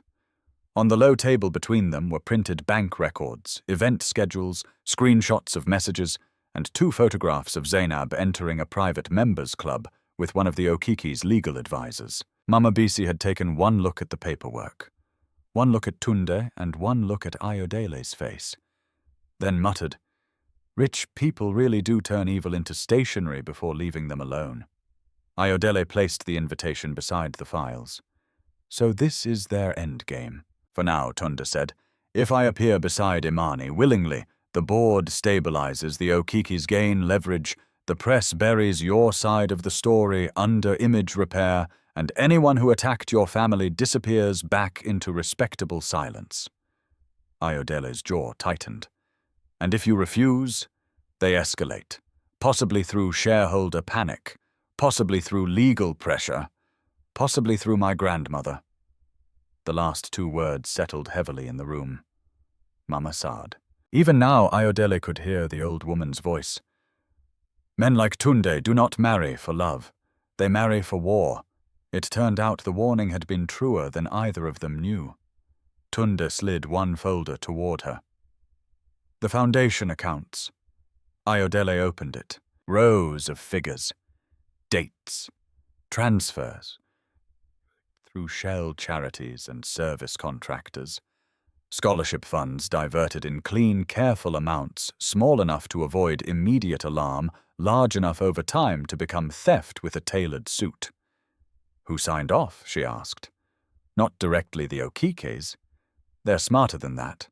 But one trustee ties back to a logistics company they quietly control. And Zainab, she introduced the trustee to one of our board members 3 years ago." Ayodele leaned back slowly. The room felt too small for the scale of what she was seeing. This was not gossip, not only class cruelty, not simply an attempt to humiliate the poor girl beside the billionaire. This was infrastructure, corruption built into institutions that smiled in public while stealing from children in private. "And your father?" she asked quietly. Tunde went still. She had learned the signs of his pain by now. He hid it well, but not perfectly. The slightest stiffening in his shoulders. The silence that changed texture. The eyes becoming more remote, not less. "What about him?" he asked. "You said these foundation irregularities started after his death, but not immediately." "No. So somebody waited." "Yes. Which means they were afraid of him." Tunde looked at her for a long moment. Then he nodded once. He kept records outside company systems, personal archives. He trusted paper more than men. Ayodele frowned. "Do you have them?" "Not all." "Who does?" He hesitated. She understood before he answered. "Your grandmother." Tunde's face hardened. "Or she knows where they are." Ayodele stared at the card again. Everything was converging now. The board pressure, the fake engagement, the foundation theft, the dead father, the hidden half-brother, the public humiliation campaign. All roads led toward one night, one stage, one room full of powerful people confident they would control the story. Ayodele lifted her eyes to his. "Then that is where we break them." The sentence hung between them, not because it was dramatic, because it was true. Tunde's gaze sharpened. "They'll have security. Press management, legal observers. So let them." "Ayodele, no." She stood. "You asked me not to hide." "Fine." "I won't. But I am done surviving these people quietly while they call themselves civilized." He watched her carefully. The old Ayodele might have looked away under that gaze, might have second-guessed herself, might have remembered every wall money could build and every door it could shut. This Ayodele had watched her brother come home bruised. She had watched her mother fight for breath. She had watched a cousin sell her dignity and wealthy women turn cruelty into entertainment. This Ayodele had lost too much fear to remain convenient. Tunde said, if we go in publicly, it has to be airtight. Then make it airtight. He exhaled once, almost like a laugh, but without humor. You say that as if airtight truth is easy. No, Ayodele said. I say it as if cowardice is no longer affordable. That landed. Deeply. By the next evening, the plan was no longer an idea. It was machinery. Ayodele met a forensic accountant in a church office 2 neighborhoods away from the estate. Tunde met an old family lawyer who had once served under his father and resigned after the first suspicious board restructuring. Mama Bisi, who had never set foot near a corporate office in her life, somehow located Bode through a cousin of a cousin and sent word that if he wanted any chance at mercy, he would come talk before dawn. He came. Of course he did. Greed had made him reckless. Fear made him obedient. Ayodele sat across from him at a tea stall before sunrise, the air smelling of coal smoke and ginger. Bode looked worse than before. Sweat at the temples, eyes darting, shirt wrinkled, a man already learning that betrayal pays quickly and punishes slowly. They told me it was just gossip, he muttered. Ayodele said nothing. Bode's hands shook around the glass cup. A woman connected me to a reporter. Then later a man said there could be more money if I confirmed details. They knew your mother was sick. They knew about the rent. They knew you'd taken the rich man's offer. Names. I never got full names. Faces, then. He described them. One matched a media consultant tied to Zainab. Another matched an aide in the Okeke legal orbit. Bode wiped his mouth with the back of his hand. I didn't know they'd go after Kunle. Ayodele's stare turned colder. But you knew they were going after me. He looked down. Shame, she thought, was too light a punishment for men who weaponized intimacy. You will write everything she said. He blinked. And then you pray. By the afternoon of the event, the city itself seemed to vibrate with anticipation. Business blogs reported that Tunde Adebayo would make an important personal appearance. Society pages hinted at legacy alignment between 2 major families. A television anchor actually used the phrase, a new era of confidence. Ayodele almost laughed when she saw it. Confidence. That was what powerful people called conspiracy when they wore matching colors. At sunset, a car arrived for her. Not from Tunde. From a stylist he had used before, an older Ghanaian woman named Ifua, with stern eyes and the practical kindness of someone uninterested in rich nonsense. She opened 2 garment bags in Mama Bisi's back room and asked no foolish questions. This one, Ifua said, lifting a deep, wine-colored gown, elegant and severe, with clean lines and no glitter. You are not attending to beg, so you will not dress like apology. Ayodele touched the fabric. I can't pay for this. Ifua snorted. Child tonight payment is not the point. When Ayodele was dressed, the room went quiet. Mama Bisi looked at her for a long second, then adjusted one shoulder seam with rough, capable fingers. Good, she said softly. Now you look like trouble they cannot pretend not to see. Kunle stood near the doorway in his school shirt and stared openly. You look like those women on television. Ayodele knelt in front of him. No. He frowned. No, she smoothed his collar. Those women use dresses to hide what they are. I am wearing this so they cannot ignore what I know. For the first time in days, he smiled. At the estate, light spilled across polished stone and manicured gardens. Luxury cars lined the entrance like obedient animals.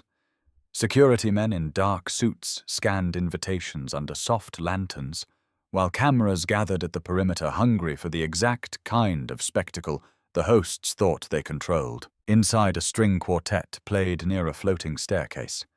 Waiters moved like trained shadows. On the far side of the grand hall framed by flowers and old money stood Mama Sade Imani and the Okekes. And beside them, Tunde. He wore black.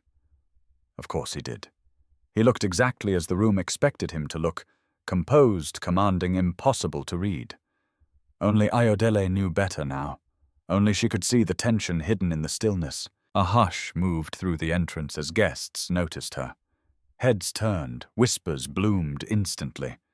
She came. Is she mad? Who invited her? Imani saw her first. The younger woman's expression flickered. Not fear, not yet, but irritation sharpened by disbelief, as if someone from the wrong side of the city had walked barefoot onto sacred carpet. Mama Sade turned next. Her face did not change at once. That was what made her dangerous. The old woman never gave shock away cheaply, but Ayodele saw it settle thin and cold behind the eyes. Then Tunda looked toward the doorway. For one suspended second, the room seemed to narrow around that line of sight. Ayodele walked in. No hesitation, no lowered head, no borrowed shame. A waiter nearly stepped backward into a floral arrangement trying to clear her path. Cameras shifted. Guests began pretending not to stare while staring harder. One of the event coordinators moved toward her, smiling tightly. "Miss, I'm afraid this is a private Ayodele kept walking." The woman faltered, because at that exact moment Tunda stepped away from the stage and said clearly enough for half the room to hear, "Let her through." The hall went still. Ayodele crossed polished marble under the weight of 100 eyes and stopped just short of the dais where the future was supposed to be announced without interruption. Imani's chin lifted. "This is inappropriate." Ayodele looked at her. "So is money laundering through children's charities, but here we are." The silence that followed was total. Not polite silence. The kind that falls when truth enters dressed for war. On the edge of the room, several guests froze with drinks halfway to their mouths. A violin note snapped into nothing. Somewhere behind the rows of rich faces, one camera flashed before a publicist hissed for it to stop. Mama Sade's voice cut through the hall. "You do not understand where you are." Ayodele turned to her slowly. "No," she said. "I understand exactly where I am." Then she looked at Tunda, then at the crowd, and in that charged, dangerous stillness, the poor girl from the slums stopped being the scandal they intended to erase and became the one person in the room holding a match over everything they had built with lies. For 3 full seconds, no one moved. The grand hall remained suspended in a silence so complete that even the chandeliers seemed to hold their breath. Crystal light spilled over polished marble, over stunned faces, over women in diamonds, and men in tailored suits who had spent entire lives believing disgrace only happened to other people. Ayodele stood in the center of that silence and felt something strange settle inside her. Not fear, not any more. Clarity. Imani recovered first. Of course she did. Women raised in power learned early how to keep their smiles alive while their plans bled out underneath them. She let out a small laugh, elegant and poisonous. This is exactly why boundaries exist. Hurt people should not be allowed to weaponize imagination in public. A few uneasy guests shifted, relieved to hear the language of control return. Ayodele turned toward her fully. "You mean the imagination that created false media leaks, or the imagination that made my brother a thief?"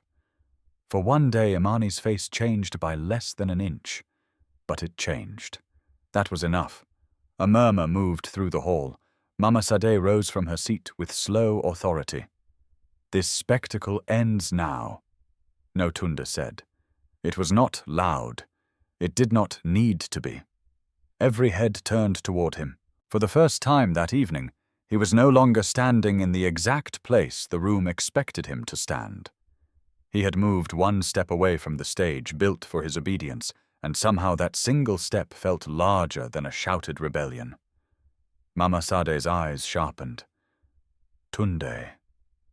But he did not look at her. He looked at Ayodele, not with command, not with warning, with acknowledgement. It was small, barely visible, but she understood it. He was giving her the floor. Ayodele lifted a folder from the slim leather portfolio she had carried in with her. Her hands were steady. That surprised even her. "Since everyone is already here," she said, letting her gaze travel over the crowd. "Let us stop pretending this evening is about love, legacy, or family honor." No one interrupted, perhaps because the room sensed in that instant that interruption would not stop what was coming. It would only confirm guilt. Ayodele held up the first sheet. "These are transaction records from the Adebayo Children's Foundation. Scholarship funds, medical aid, food support, money taken in small amounts through shell charities and redirected through logistics fronts linked to entities associated with the Okeke network." The words landed like stones thrown through stained glass. An older man near the front let out a stunned breath. One of the investors at the second table leaned forward so sharply he almost knocked over his wine. Imani's father, Kunle Okeke, stood slowly. His face remained composed, but his eyes had turned lethal. "This is slander," he said. Ayodele looked at him. "No. Slander is what your people paid tabloids to publish about me." A sharper murmur this time. Across the room, two journalists who were clearly not supposed to be hearing any of this had already taken out their phones under the tables. Kunle Okeke's voice grew colder. "You have no idea what you are talking about." "Then perhaps your legal advisor should explain why he met twice with Zainab Bello in the month leading up to this engagement announcement." Now the room turned, not toward Imani, toward Zainab. She had been standing near the side aisle in deep green silk, one hand wrapped around a champagne flute she was no longer drinking from.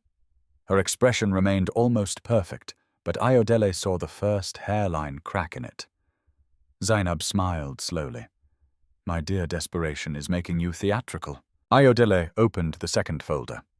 "Bode Adeyemi," she said, and her cousin's name fell into the hall like an unwelcome ghost. "My relative. The man paid to leak personal details about me.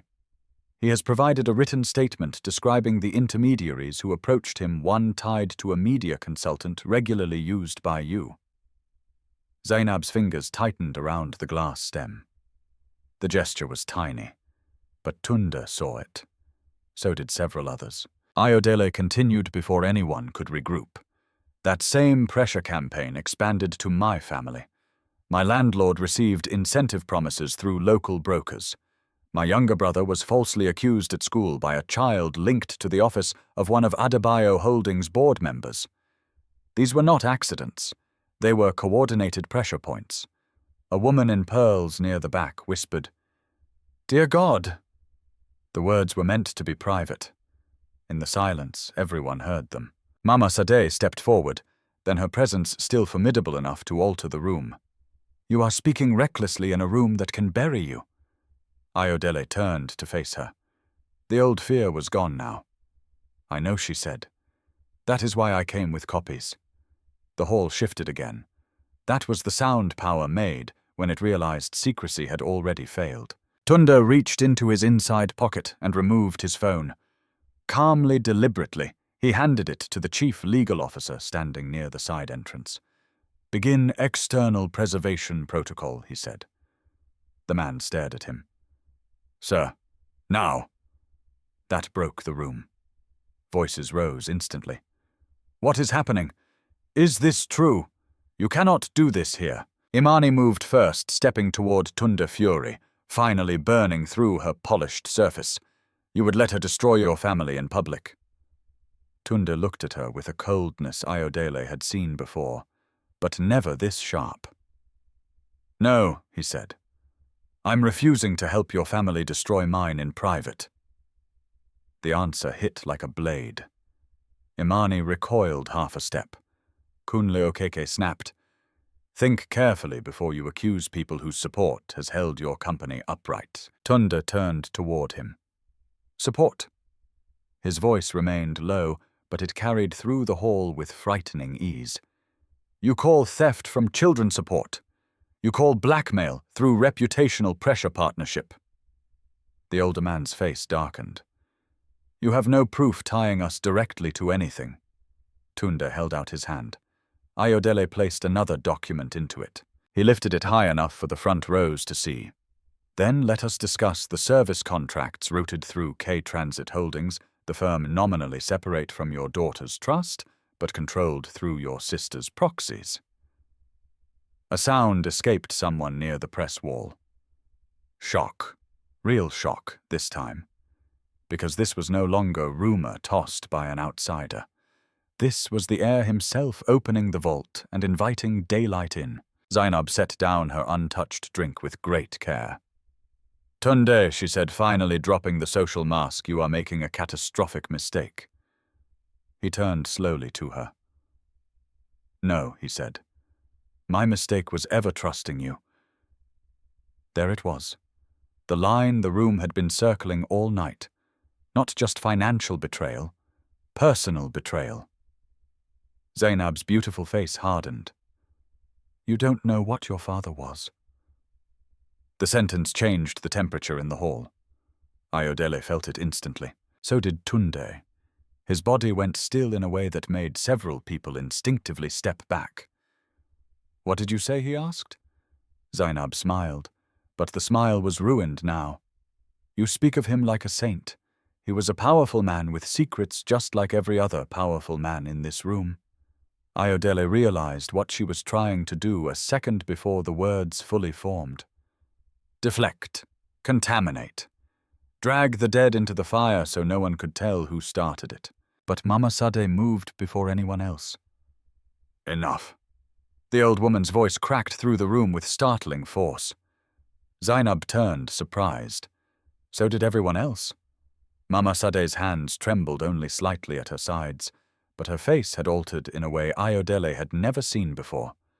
Not just anger, exhaustion, old guilt surfacing too quickly to disguise. Tunde looked at her, and in that moment Ayodele knew. Before a word was spoken, she knew. He knew too. His voice, when it came, was quieter than before. "Grandmother." The old woman closed her eyes briefly. When she opened them, something proud and terrible in her seemed to have collapsed inward. "There were warnings," she said. No one moved. No one breathed. Mama Sade stared not at the guests, not at the Okikis, not at Zainab. At her grandson. At first I believed they were politics. Men threatening men. Nothing new. Your father had enemies. He had pride. He refused to bend. Her mouth tightened. Then I found records. Not complete, just enough to know something dirty had entered the foundation accounts before his final quarter. Tunde's face had gone almost colorless. "You knew," he said. The words were not loud. They were much worse than loud. Mama Sade's eyes filled, but her spine stayed straight. "I knew enough to investigate privately. I told myself that was wisdom. I told myself I needed time." Her voice roughened. "Then he died before I moved openly. And by the time I understood how large it was, exposing it would have dragged this family into public ruin." Ayodele watched the confession strike the room in waves. Some guests looked horrified, some looked fascinated, some looked suddenly very interested in the floor. But Tunde looked like a man hearing a second death layered over the first. "You protected the name," he said. Mama Sade did not answer. She did not need to. He gave one slow nod, grief turning hard in real time. "You let me mourn him without truth." The old woman's voice broke then just once. "I let myself believe silence was protection." Ayodele felt the cruelty of that sentence all the way through her chest. Silence was protection. For the powerful, perhaps. For everyone else, silence was a knife left inside the wound. Tunde turned away from his grandmother and faced the hall. When he spoke again, the room understood that something irreversible had happened. "I am formally requesting an independent criminal audit of the Adebayo Children's Foundation, all related shell entities, and all board-linked transfers over the last 3 years." He paused. "And I am suspending all engagement discussions effective immediately." Imani made a strangled sound of disbelief. Kunle Okeke surged forward. "You self-righteous fool!" Security moved at last, but too late to restore dignity. The room was already broken open. So was the illusion. Ayodele stood very still in the center of it all, feeling no triumph, exactly only the harsh cleansing force of truth, finally refusing to wear borrowed manners. Zainab's eyes found hers across the hall. There was hatred there now, and fear. Good, Ayodele thought. Let her carry both. Then Tunda looked at Ayodele again, not as a CEO, not as a strategist, not as a man making an arrangement, as someone stripped down by truth until only one thing remained worth offering. I owe you more than an apology, he said, his voice carrying in the wrecked silence. But for tonight, the first truth is this. I should have chosen honesty before pride, and I should have chosen you before fear. The words entered the hall like fire. Ayodele felt them hit every fracture inside her. She did not move toward him.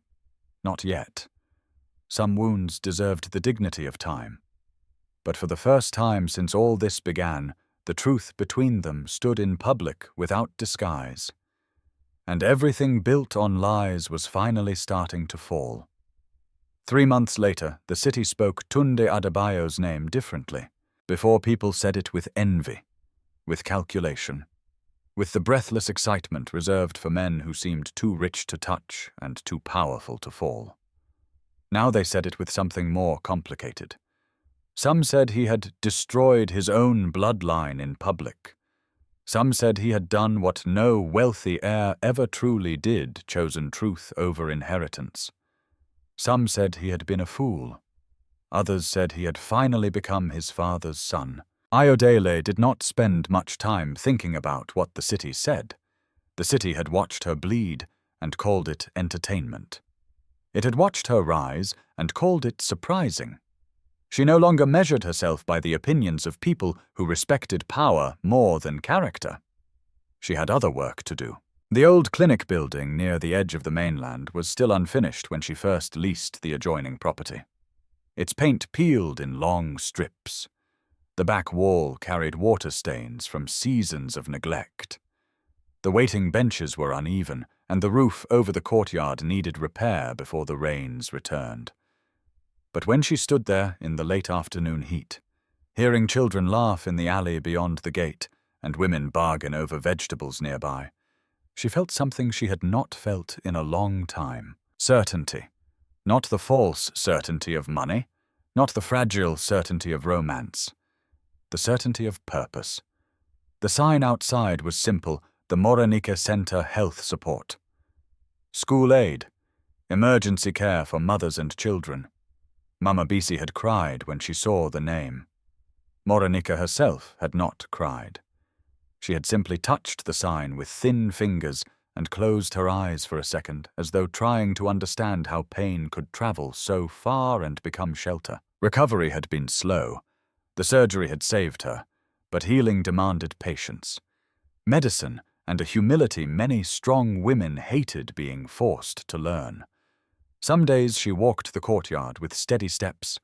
Other days she sat in the shade, wrapped in a soft shawl, watching Ayodele move from desk to desk, from nurse to parent, from supply ledger to scholarship form.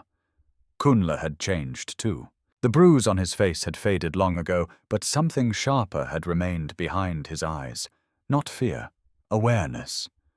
Ayodele hated that life had taught him so early what systems could do to poor boys. But she loved that it had not turned him cruel.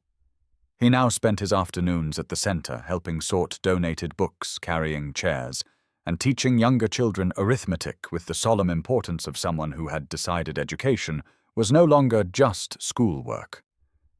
It was defense. One evening, as they stacked cartons of exam guides near the office, he asked, "Do you think rich people can really change?" Ayodele looked up from the inventory sheet in her hand. That question was not about rich people, not really. It was about one man. She set the clipboard down. Some can. Kunle frowned slightly. How do you know which ones? Ayodele thought of Tunde standing in that ruined hall, choosing exposure over comfort, truth over dynasty.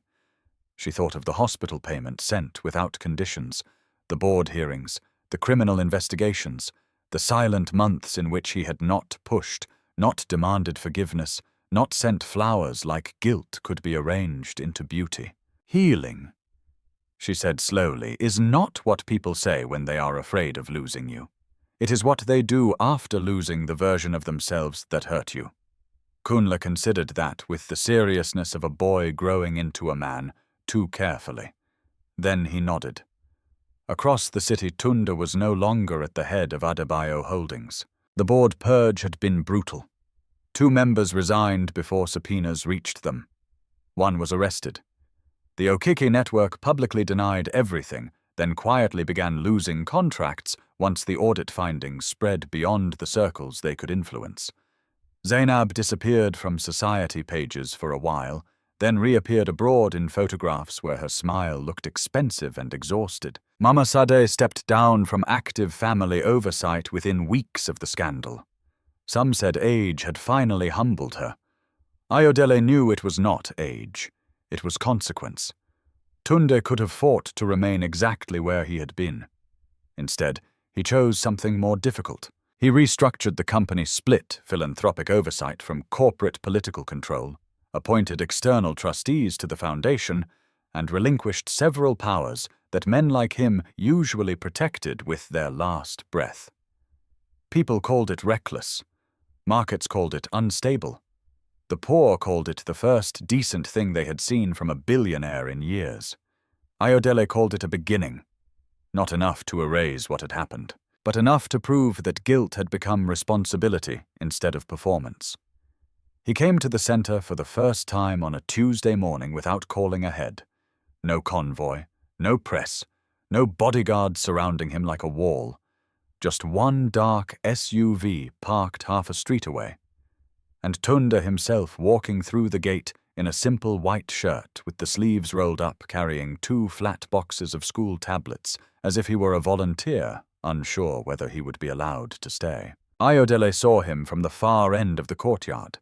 Everything inside her went still, not because she still loved him. That had never truly stopped, because love, she had learned, was not the same as trust. Love could survive injury. Trust had to be rebuilt by hand. Children rushed past, between them chasing a punctured football. A mother called for a nurse near the supply room. Somewhere inside the office, Mama Bisi argued with a contractor over cement prices with the authority of a military general. Ordinary life continued. That made the moment harder, not easier. Tunde stopped a few feet away. "Hello, Ayodele." She looked at the boxes in his hands. "You planning to bribe your way into community service?" The corner of his mouth moved. It used to undo her when he almost smiled. Now it only ached. "I was told the center needed these," he said. "We did. Then I brought them." She nodded toward the office. "Leave them there." He did not move. She crossed her arms. "What I also came to ask you something." Ayodele held his gaze. "Dangerous habit." "I know." Silence stretched between them. Softer than before. Sadder. Cleaner. He looked different now. Still unmistakably Tunde Adebayo, still carrying wealth the way some men carried height or beauty, visible even in simplicity. But something essential had changed. The arrogance that once sat naturally in his stillness had been burned out and replaced by something more careful. Humility did not make him smaller. It made him human. Finally, he said, "Would you walk with me?" Ayodele should have refused. Instead, she led him to the back courtyard, where herbs grew in paint buckets, and the wall had been repainted by local school children in bright, uneven patterns of suns, books, birds, and open hands. For a while, neither of them spoke. Then Tunde said, "I used to think control was the same as protection." Ayodele kept her eyes ahead. "I know," she said. "I know you know." His voice stayed low. "I also know that understanding what I did does not excuse it." No. He accepted the word. I have replayed that beginning more times than I can count. The file, the report, the calculation. If I could undo one thing in my life, it would not be the scandal, not the board, not the public fall. It would be the moment I looked at your desperation and treated it like safe ground for negotiation. That landed because it was exact, because he did not blur it with self-pity. Ayodele stopped walking. So why are you here, Tunde? He faced her fully. Not as a CEO making an offer, not as a man arranging outcomes, as a man asking to be judged honestly. I am here, he said, because I love you. I loved you before I deserved to say it, and I have stayed away long enough to learn that love is not proved by claiming someone. It is proved by becoming safe for them. His breath caught once, then steadied. I am not asking you to forget. I am not asking you to rush. I am asking whether there is any road, slow, difficult, honest, by which I can earn a place beside you again. Ayodele looked at him for a long time. Behind his words stood months of consequence. Restructuring, exposure, restraint, service, silence where there once would have been control.